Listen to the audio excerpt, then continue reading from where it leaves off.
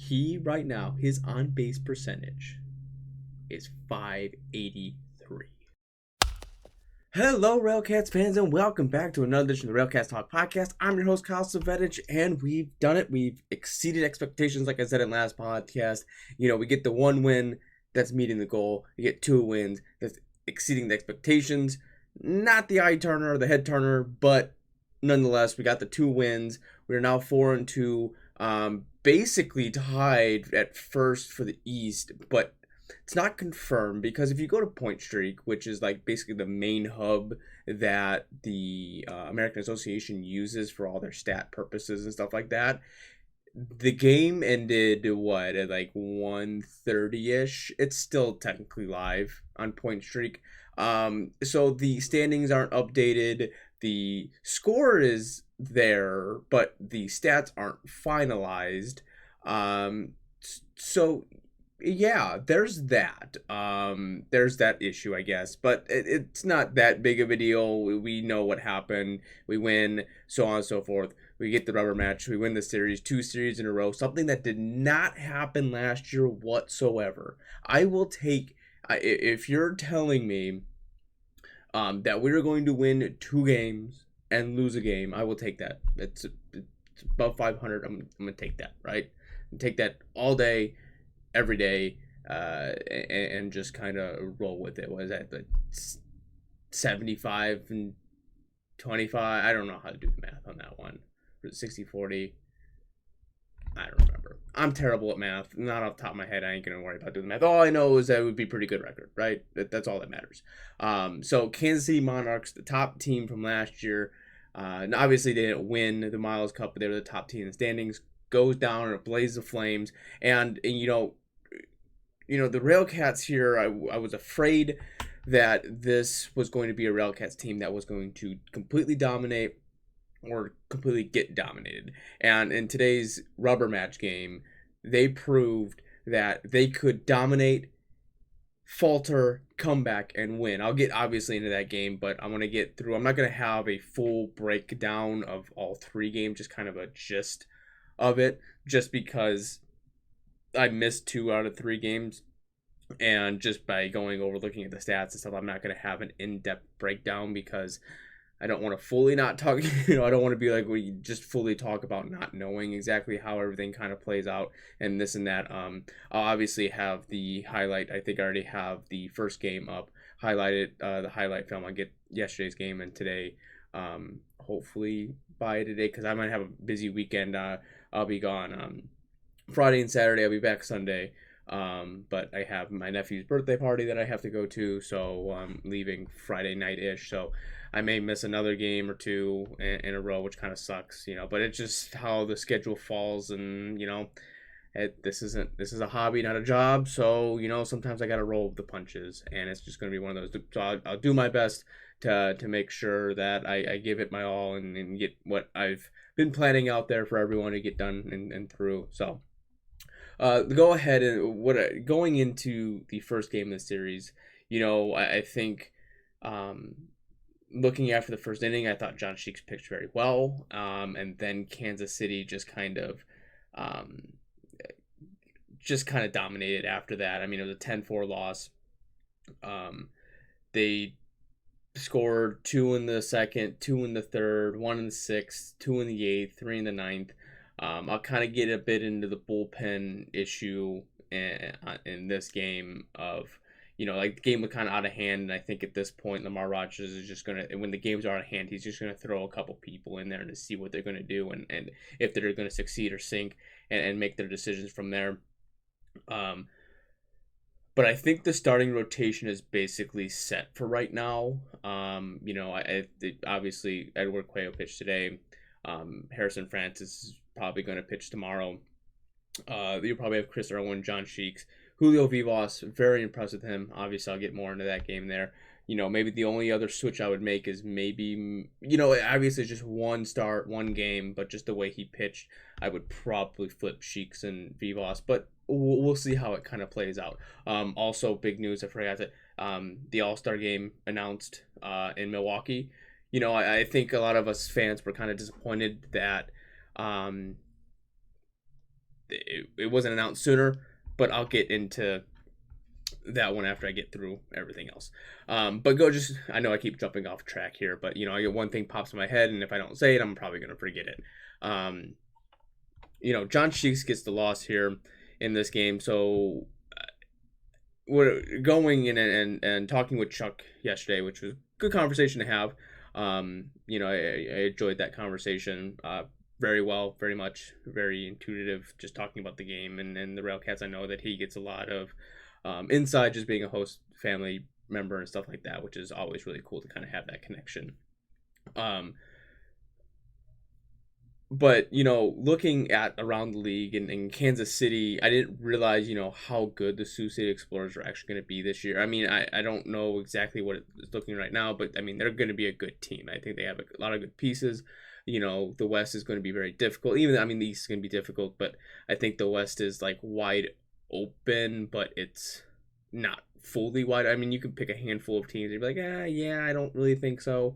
But I just think everyone else, it's still going to be a tight knit, wide open as far as everyone's pretty good. So after seeing that, going, maybe Sioux City's pretty good. So maybe Kansas City just they're good, but they just ran into a better team. And it's just something. Maybe it was one of those that it was in 10 form. Like I started kind of going, oh yeah, here we go. Maybe we're just missing a handful of pieces. I think it was just one or two, pitches at bats that the offense didn't really start until late. They only scored 1 in the 4th, and we scored 3 in the 9th. So it's just 4 runs isn't going to cut it sometimes. I would say probably a nice 6-ish is going to win you a lot of games if you score about 6 runs in that one. But it was just one of those that it took. The offense just wasn't quite there, and it just seems something like the beginning of the series on any series. It's just like, all right, new series, and there's no momentum made or whatever the case may be, and you just kind of crap the bed a little bit on that. But we came in and took the rest of the 2 games, which I'll get into, but I'll kind of break down the Railcats side of this in this game. Looking at the pitching, John Cheeks went 4 2/3 innings, gave up 5 hits, 4 runs, 4 earned, 2 walks, 7 strikeouts.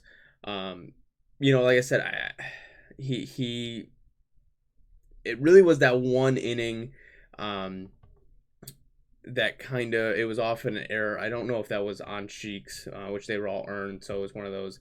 There was a couple. It was like the error finally being made. Greeley finally made one error. Finally as a good thing. It's not a good thing, but that's impressive than what it was last year. I think we've only committed really 2 errors in the past 2 games, but throughout the entire season so far, only 2 errors is pretty good on that aspect of it. Rayson Santos went 1 1/3 inning, 2 hits, 1 run, 1 earned, 2 walks, 1 strikeout. Not terrible, giving up 1 run. In the game that it was already, Monarchs were hitting the ball. They were seeing the pitching.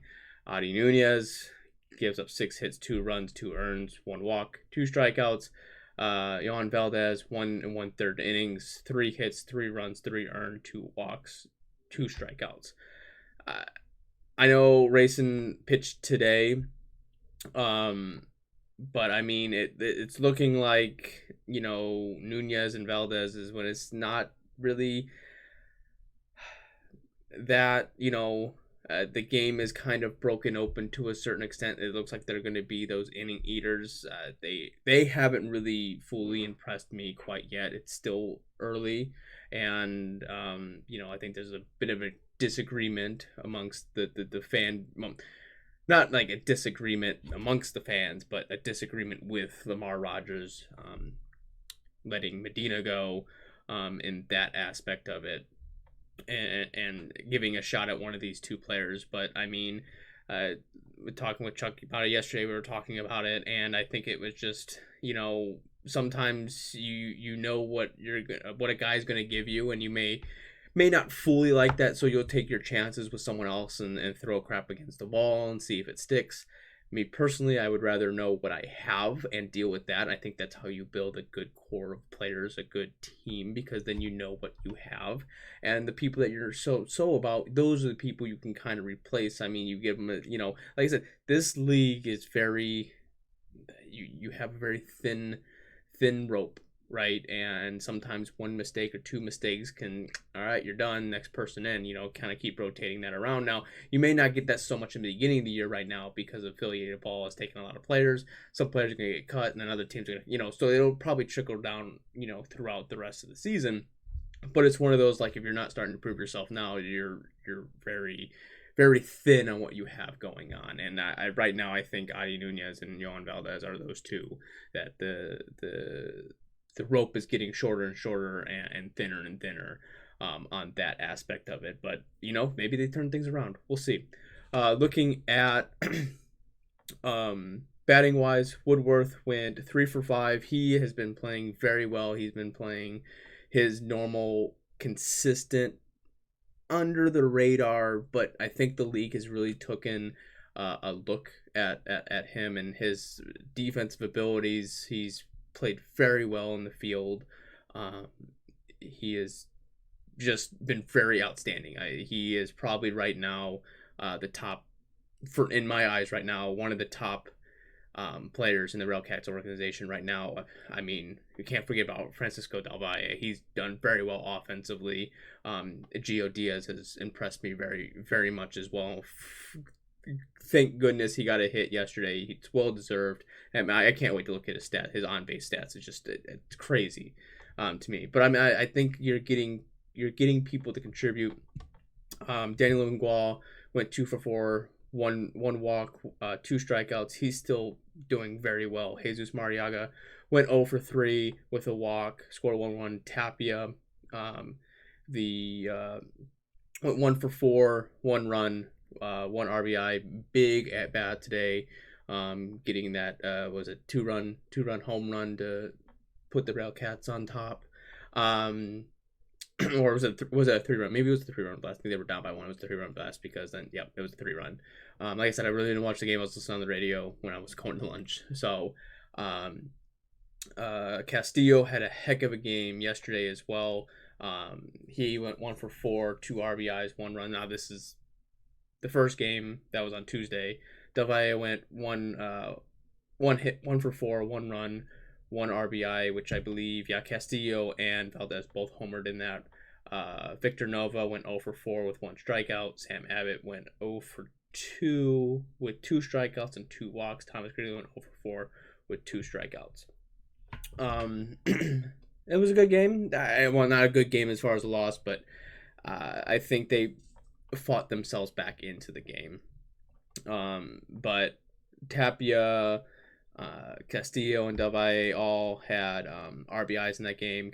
Castillo and Valdez both scored. Woodward stole a base. That kind of stuff. Some good defense. Looks like we had two or three good double plays, 4 double plays. That one really funky one that happened in right field. Who was it with? I think it was with Woodward, Castillo, and Nova. I think the base runner went to third, and so he went to third, and instead of tagging back at third, he just kind of ran through the base and turned back around. Like I said, the camera didn't really show a good angle on it, so I wasn't 100% positive exactly on that one. So sometimes you get lucky with that. But we are going to go into yesterday's game, the cold blowout game yesterday with Julio Vivas pitching and getting the win for the Railcats. And some outstanding defense. There was a nice jump by Woodworth. I forget, I think it was early in the season, but Tapia, what a diving catch in the 7th inning. That was the one situations where you don't really get a lot. I mean, really, when you're a left-hander, there's only a handful of places that you can go on the field. It's normally outfield, pitching, or first base. And in that situation, the umpire was, I was sitting, the umpire was right in front of me, so I missed the catch, but I knew it happened. It was kind of one of those, like, I was there, I saw the catch, but I didn't really see the catch, because the umpire was, I mean, just right in the line of vision, and Tapia light out for it. Caught a beautiful line drive catch. He's been impressive for me, but this game was just a blowout. Like, all right, yeah, you got us in the first game, but we're going to show you this offense and this defense in this game. The pitching was outstanding. Just looking at Julio Vivas, he gave up one run, which wasn't earned. It was on an error, which I'm trying to remember where that error happened at. It was it at first that happened, or was it at third? Let me see here. Yeah, Paulino had an error, which I think caused the Fargus to score on a 4-3 ground out. So that really didn't affect Julio. I mean, the effect he was giving him a run, but he had 2 walks, 2 strikeouts. I think he pitched for 5 innings. He pitched very well. One of the top people to have that. DJ Wilkins came in. He walked 1, struck out 3. Jack Eisenberg came in, struck out 2. Ben Miller came in, struck out 2, gave up 1 hit. I mean, pitching was just dominant. Defense was dominant. Hitting was outstanding. In this one, I know Woodworth opened it up with a triple, and Diaz scored. Or Diaz got on base. Then Mario and Tapia struck out. Castillo got a single, which brought in those 2. So, looking at the stats here, Woodworth went, is sitting here and going, Woodworth really only had the 1 hit and 1 run in the first inning. Diaz, he got the 1 hit, 2 at bats, 3 runs, 2 walks, 1 strikeout. Jesus Mariaga went 0 for 3. But he got 3 runs, he went 0 for 3. He got 3 runs, 1 walk, 1 strikeout. Tapia went 1 for 4 with the run, a walk, 2 strikeouts. Castillo, man, that guy was, him and Del Valle was going back and forth. Like, all right, who's gonna get who? Who's gonna outscore the other person in RBIs? Castillo went 3 for 5, 2 runs, 5 RBIs, 1 strikeout. Del Valle went 2 for 5, 2 runs, 4 RBIs. Paulino went 1 for 4 with 1 run. Hernandez went 0 for 4. Lingua went 1 for 4, 1 RBI and 3 strikeouts. Diaz, Castillo, Paulino both had doubles. Woodworth had a triple. Diaz and Mariaga both got hit by a pitch. Del Valle coming out with just absolute bombs. I'm pretty sure he hit 1 today. His third of the season was yesterday. He got a home run. Castillo got 5 RBIs, so on and so forth. Stolen bases. Diaz got 1. Mariaga got 1. Castillo got 1. Pitching, double plays, 1 error, but so on and so forth. It was still very. I think if you're going to take the most dominant game the Railcats have had so far, the Harrison Francis one, that was pretty. Only giving up 1 hit, but this, I don't think this isn't. This would probably be the second, not the most dominant game that the Railcats had, but this is going to be probably one of the top 3, if not top 3, top 5. And, right now I would say it's top 2, obviously, out of the 6 games that they've played, but still a very, very good game from the Railcats on this one. Impressive, a lot going on now. Was it a little cold? It was a little bit cold, and I know a lot of people left, and it was a little bit cold, and I went to use the bathroom in the 8th, and I came down, and my wife looked at me, and my parents looked at me. We made a collective decision. We're leaving after this inning. I said, well, we're already up 13-1. If we're gonna leave at this, the bottom of the 8th, or the top of the 8th went really quick. The bottom of the 8th, I was like, well, I mean, we're only here for another half inning. We might as well just stay, and then Ben Miller gave up the 1 hit. I said, all right, if this next guy gets on, we'll go. And then he strikes out. Who was it? Here in the 9th, he struck out Basby, and I was like, okay, we'll stay for Hatch, and Hatch grounds out. Game over. But this was a good game, good fun game. I did get a ball in this game. I'm not sure who the first base coach was for Kansas City. But I was just sitting there, and there was like no kids around, and I'm the only one with the glove, just mind my own business. And he kind of looked at me and he goes, "Well, here you go." So he threw me a ball. I said, "All right, I got the proof. Hold on, I got the proof." you know, so there's the proof that I finally got my first official American Association ball, and my wife goes, "Well, this is your tax. I'm coming to the games, and I'm taking the ball." I didn't have the ball for the first half of the game, but then she decided her hand got cold, so she gave it to me. Um, but yeah, that was a good time, good game. Always a fun experience going there. And the pierogies. I don't know if anyone didn't have the pierogi. The pierogies were pretty freaking good. So I'm looking forward to Wednesdays when I go to get that $1 pierogi, because that stuff was pretty good. But yeah, that's gonna wrap it up for this game. Going to today's 6-8 game, or yeah, 6-8 game. I really wish the box score was up, but I can kind of look at this. So Gary starts off really hot in the 5th inning. Let's see here. I think it. I'm trying to think how this all. Well, I think it was off of a Thomas Greeley hitting a double, which Delvalle scored. And then there was a wild pitch that brought in Woodworth, I believe. And then Mariaga singled. I don't really have they don't really describe it very well in this, so it's one of those. Like I said, I really wasn't there for it, but a 5-run first inning. And then Kansas City kind of took their way in the 3rd and 4th, scoring 2, making it 5-4. The 6th inning is really where sitting there. I was in the back doing my own thing, so I had the phone on, but I had to keep going back and forth between doing my own thing and helping out customers and stuff like that, going back and forth and being in a management position, going back and forth, trying to get, things situated and doing my own thing. So it was one of those, like, when I catch back, I come back, I'm like, oh, it's 5-0. I go back, I come back, and it's like, it's 5-2. And then it was just like, all right, now it's 5-4. And I went, oh no, what happened? And then it was 6-5. And I was like, oh, so it's not going to turn into one of these games where the Railcats going to dominate. And I was sitting there in the back of my mind, and I know as bad as this sounds, in the back of my mind, I'm going, I really want this to be a close game. And the reason for that is, you can win games 10-1 all day. That's awesome. It's fun for the fans. It's fun to go to games. You blow out, your team's going to win.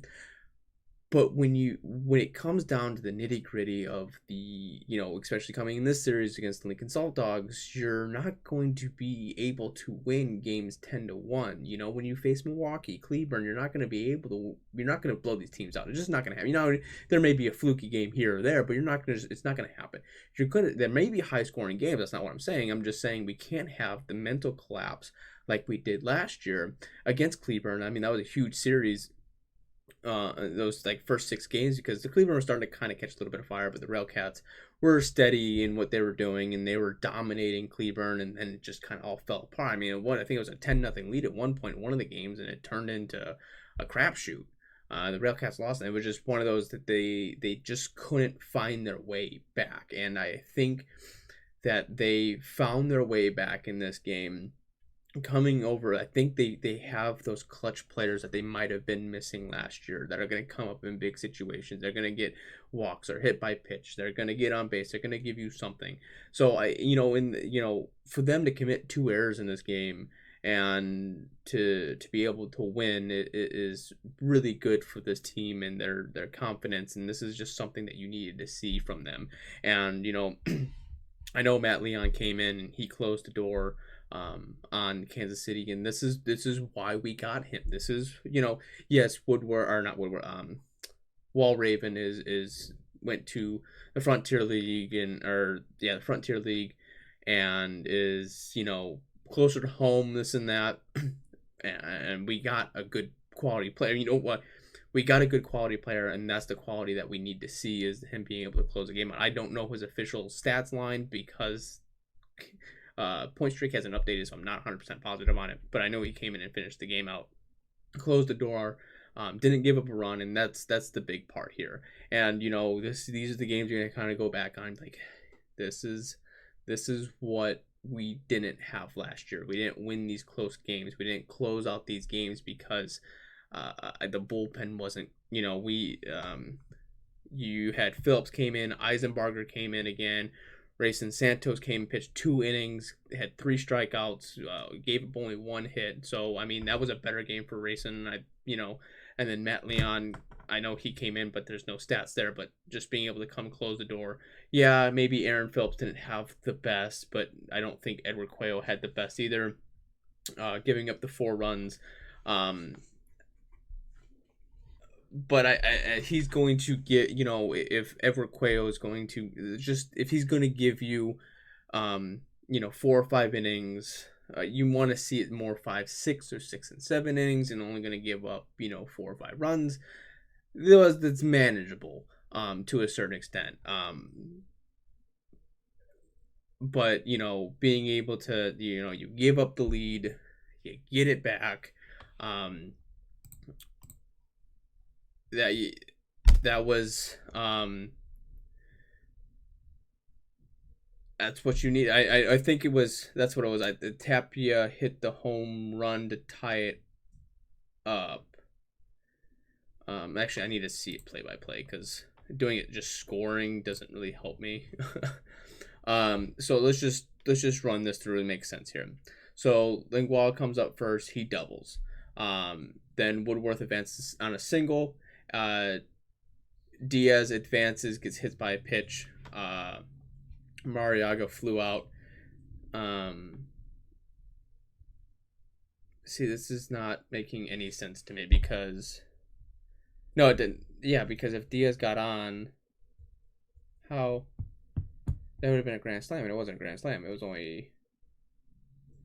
Something's not adding up here. Something's definitely not adding up. I'm drawing a blank. I'll have to go back and try to figure this out because it's just something's not making any sense of how they broke this down, because it says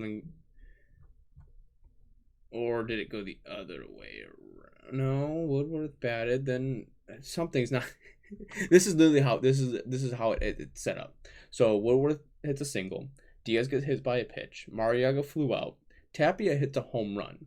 So that's the 3 runs there. But then it says Gio scores. Castillo strikes out. Woodworth gets put out 8-4.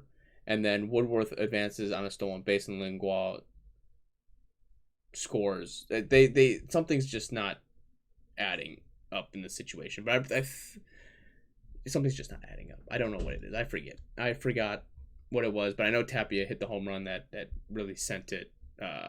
The motivation, the motive behind everything, the momentum just kept going. So correct me on that, or when I go back watching the highlights, I'll make sure I kind of recorrect myself for once they finally decide that they're going to update point streak. Maybe it'll be a better situation, or maybe be updated a little bit better. It is what it is. But just right now, I said looking overall, we accomplished the goal that we wanted to accomplish, winning 2 out of 3, winning back-to-back series against the Kansas City Monarchs. Great job. That's what we wanted. Now, with what the standings look like right now and point streak not being updated, it has Milwaukee at 3-1, Cleveland at 4-2, Chicago Dogs at 3-2, and Kansas City, the Railcats at 3-2, King County at 2-3, and Lake Country at 1-3. We know that the Railcats are now 4-2, and they have them a half game back. So technically, they would be tied with Cleburne and would jump the Dogs in the situation that they are in now. Right now only being a half game back now, numbers are very crunched, very minute, very, very close together as far as games played. So things are going to change throughout the whole ins and outs and stuff like that. But looking here at the Lincoln Saltdogs, looking at their schedule, They've really haven't, they're what, 1 and 4. They played Chicago, Sioux Falls, which Chicago's a depleted roster. Sioux Falls really hasn't really um, been impressive, but being able to win 1-5, 8-3, I think this is a very another winnable series. Now it's the first road series for the Railcats. This is the first time they're going to make it to Haymarket Park on tomorrow at 7:05, Saturday at 6:05, Sunday at 1:05. So it's going to be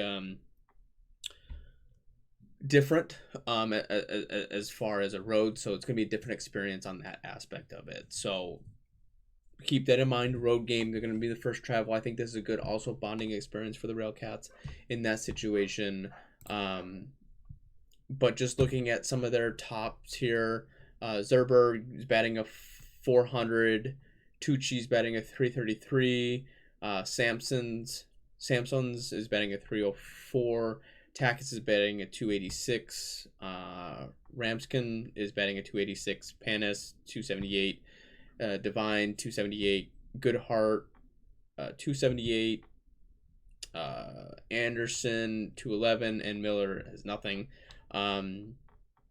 Looking at their pitching here, so I'm going to assume, just looking based off their stats, we'll be facing Abdullah Aris first. Potentially, he pitched 4 innings, 2 hits, 1 earned run, 2 walks, 3 strikeouts.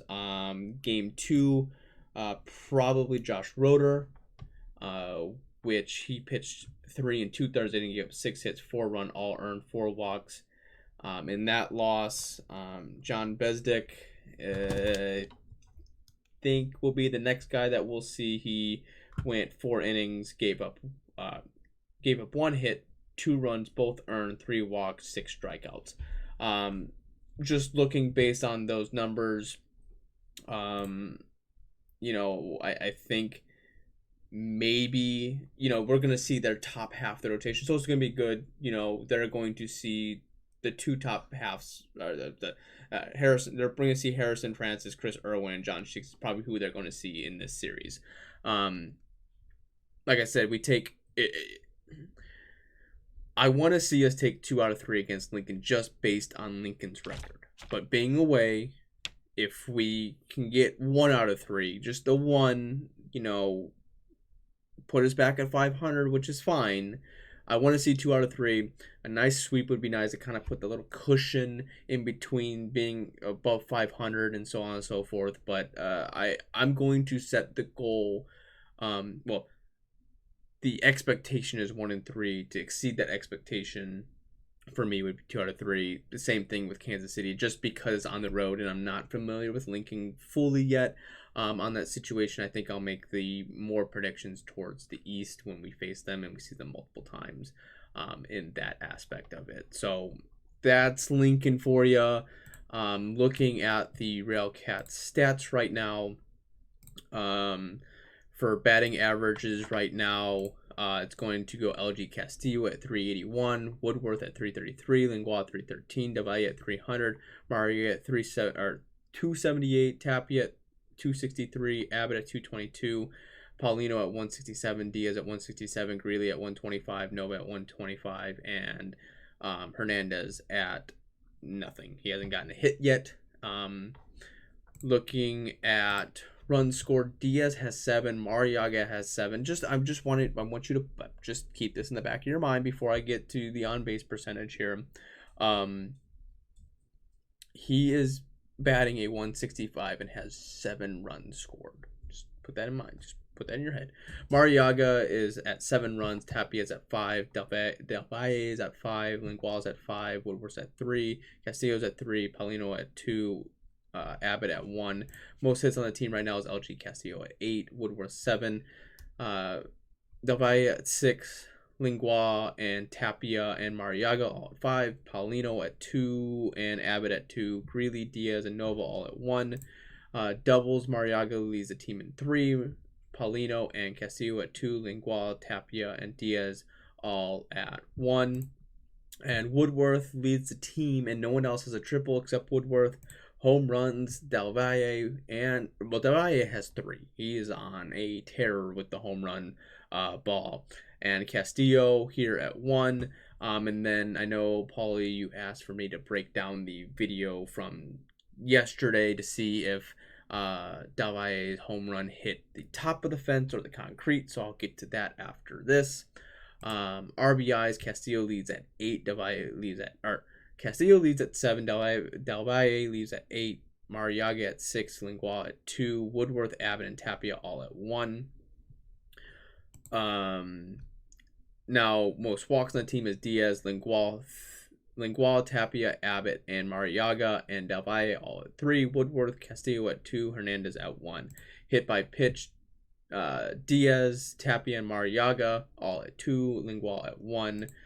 Most strikeouts on the team is Tapia and Abbott at 6. Let's see. Stolen bases, Diaz leads the team at 3. Woodworth at 2. Lingual, Greeley, and Castillo and Mariaga all have 1.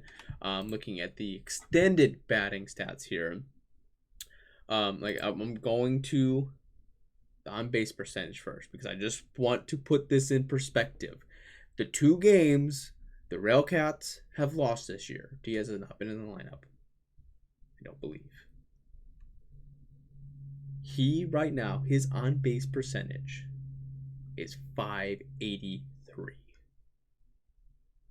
583 is his on-base percentage. And his batting average is 165. This guy gets on base. You put him in the lineup because he's going to get on base. No matter, I don't know what it is, but he's going to get on base. You're telling me that if this guy gets cut, I don't think it's going to happen, or doesn't make the lineup on a daily basis. I don't know how you don't put him in the lineup on a daily basis. He's going to get on base for you. If over half the time he's gonna get on base. Hits, awesome, yeah, gets singles all the time. It looks good in that column. But being able to draw walks, getting hits, stealing bases, this is crazy. He has 12 plate appearances, so he's basically 6.55% of the time he's getting on base. That's crazy to me.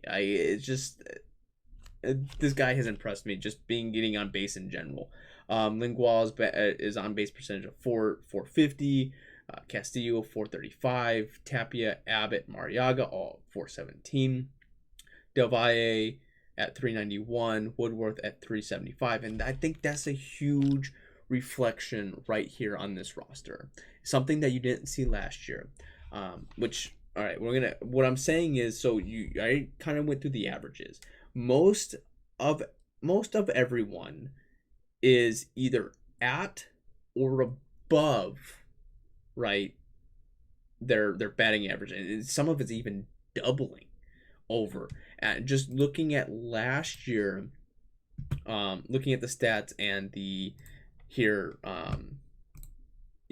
on base percent. I mean, a lot of it, we're looking in the 3s, but not terribly. A lot of the on base percentage is matching or just above the batting averages.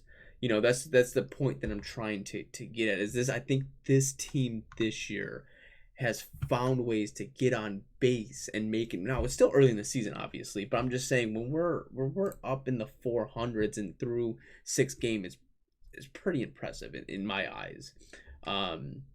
Looking at OPS, Del Valle is 1.141, Castillo 1.50 or 1.054. Diaz is at 916, Woodworth 899, so on and so forth. Slugging, Del Valle is at a 75, Castillo 619, Woodworth 524, Mariaga at 444, Lingual 375, Paulino 33, Diaz 33, Tapia 316, Abbott 222, Greeley 125, Nova 125. So it's just like they're getting hits, doubles, singles, whatever. I mean, they're getting hits, and then that's the getting on base. That's just something that we're not necessarily quite attribute to. I mean, right now the team is not showing full. But hits by pitches, walks, it's good for this team. This is what they need. I'm looking forward to the rest of the year so far. I think we've had a pretty good run. I know this has been a hot minute, 40 minutes. I know it's a little bit longer one just because I'm doing a preview and the other ones together, that kind of stuff. But I should probably have another longer one, potentially on Sunday. Maybe Saturday, just depends on what time I get home from South Bend, that kind of deal, on that aspect of it. But yeah, it's pretty good so far. So let me know who's been most impressive to you.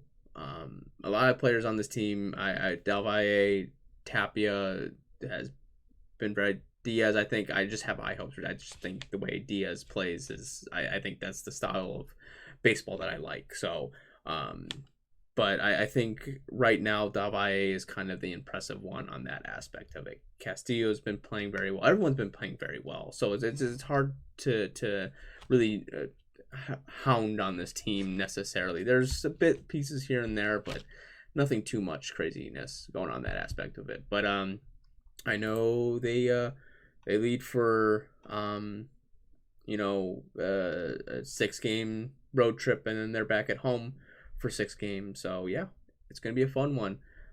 Can't wait for it to all unravel itself. But that's gonna do it for me. I'm Kyle Savitich. I'm your host. Be sure to follow the podcast on YouTube, Twitter, Spotify, Facebook, all that good jazz. Links down in the description, that kind of stuff. But yeah, that's gonna do it for me. I hope you enjoy the rest of your day, rest of your evening, whenever you're watching this, and go Cats. The 0-2. Swing and a miss, strike 3. Wrap this one up in green and white.